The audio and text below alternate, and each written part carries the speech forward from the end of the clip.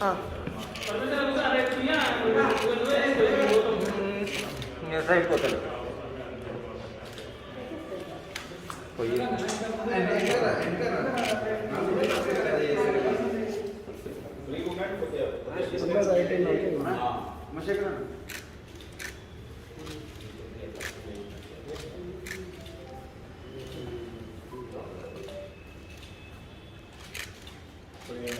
नेताजी सुभाष चंद्र बोस, नेताजी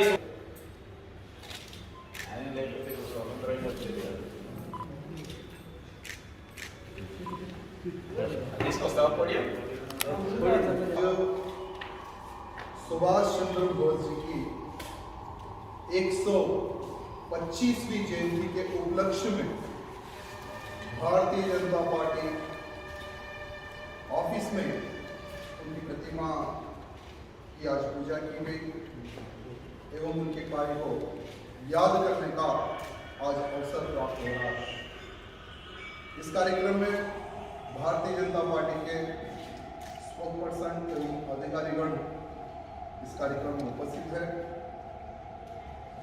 और प्रधानमंत्री मोदी जी ने सुभाष चंद्र बोस जी के बलिदान को देखकर 3 दिन का विशाल कार्यक्रम करने का निर्णय लिया गया है।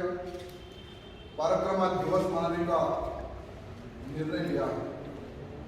वैसे तो भारत देश को आजाद कराने के लिए अनेकों क्रांतिकारियों ने अपने प्राणों का बलिदान दिया, तब जाकर हमारे भारत देश को आजादी मिली।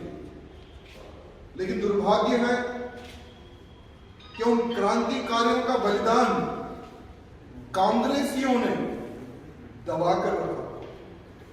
लेकिन आज प्रधानमंत्री मोदी जी ने जिन जिन लोगों ने देश के प्रति बलिदान दिया, देश के प्रति त्याग दिया, उनका नाम हजारों की संख्या में इंडिया गेट के पास प्रोजेक्ट किया है और बहुत बड़ी प्रतिमा सुभाष चंद्र बोस जी की प्रतिमा इंडिया गेट पर लगाने का निर्णय भी लिया गया।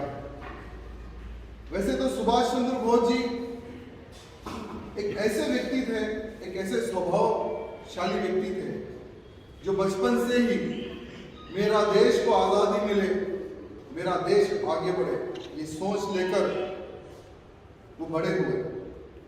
23 जनवरी 1897 में उनका जन्म उड़ीसा के कटक में हुआ था। उनके माता जी का नाम प्रभावती देवी और पिताजी का नाम जानकी नाथ बोस। उनका परिवार भी उतना शक्तिशाली परिवार नहीं था। सुभाष चंद्र बोस जी को पढ़ाना लिखाना उनके पिताजी का एक सपना था।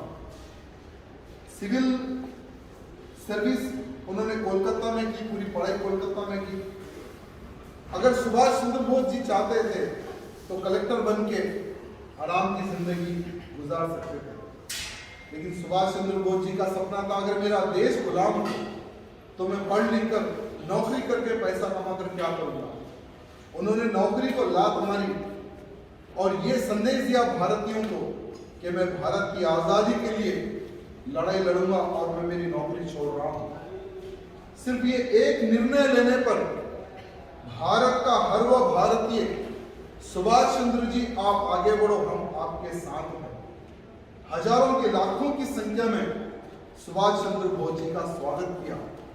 सुभाष चंद्र बोस जी को जब विश्वास आया कि हाँ अब भारत देश को आजाद कराने में कोई ताकत नहीं रोक सकती, गांव-गांव जाकर घर घर जाकर एक जोत सुभाष चंद्र बोस जी ने जलाई और उन्होंने नारा दिया कि तुम मुझे खून दो, मैं तुम्हें आजादी दूंगा।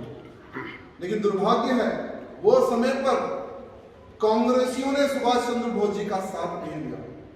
कांग्रेसियों ने यह देखा कि आज हम शक्तिशाली बनने के बजाय, हमारा नाम होने के बजाय सुभाष चंद्र बोस का नाम हो रहा है। जनता सुभाष चंद्र बोस के पीछे जा रही है। सुभाष चंद्र बोस जी को कार्यक्रम में नहीं बुलाना, मीटिंग्स में नहीं बुलाना, कोई भी निर्णय उनके बिना ले लेना, सुभाष चंद्र बोस जी देखकर कांग्रेस पार्टी से जुड़ जाते हैं और एक अलग से देश को आजाद कराने का निर्णय लेते हैं और आजाद हिंद फौज का निर्माण करते हैं। विदेश विदेश घूमते हैं क्योंकि यहाँ की कांग्रेस और यहाँ की अंग्रेज सुभाष चंद्र बोस जी को खत्म करने की योजना बनाई है। सुभाष चंद्र बोस जी 11 बार जेल में, 11 बार अंग्रेजों ने उनको पकड़ पकड़ के जेल में डाल दिया, लेकिन जेल से बाहर निकलना, देश हित में कार्य करना और देश के प्रति जागरूकता पैदा करना। जैसा ही सुभाष चंद्र बोस जी को एहसास हुआ कि कांग्रेस एवं अंग्रेज मुझे खत्म कर सकते हैं, तो वो विदेश में जाकर छुप गए। विदेशों में जाकर विदेशियों का समर्थन लिए। वहां पर जितने भी जो भारतीय हमारे जो सैनिक थे, जो बंद थे कारागार में, उन सबको इकट्ठा किया। भारत देश की आजादी के लिए एक बहुत बड़ा सेना का निर्माण किया उन्होंने। सेना का इतना बड़ा निर्माण किया कि सुभाष चंद्र बोस जी की उस ताकत को देखकर यहाँ पे जो अंग्रेज थे वो भयभीत हो गए। दुर्भाग्य है कि आज हमारा भारत देश आजाद हुआ तो सुभाष चंद्र बोस जी का एक बहुत बड़ा योगदान है। तो ऐसे महान पुरुष का जो बलिदान है, ऐसे महान पुरुष का जो योगदान है, कांग्रेसियों ने दबा के रखा था। लेकिन आज प्रधानमंत्री मोदी जी ने एक बहुत बड़ी प्रतिमा इंडिया गेट पे स्थापित होना है और 3 दिन का भव्य कार्यक्रम पूरे भारत देश में चलना है और सुभाष चंद्र बोस जी के बारे में हर वो नौजवान जानना है। ये जो निर्णय लिया और बहुत बड़ी प्रतिमा जो स्थापित करने का जो निर्णय लिया, मैं प्रधानमंत्री मोदी जी को हृदय से धन्यवाद प्रकट करता हूँ और हर वो भारतीय से ये निवेदन करना चाहूंगा कि भारत देश के बलिदान में जिन जिन लोगों ने अपने प्राणों का बलिदान दिया, अगर उनके बारे में जानना है तो जाइए इंडिया गेट और उनके बारे में इतिहास देखिए। धन्यवाद।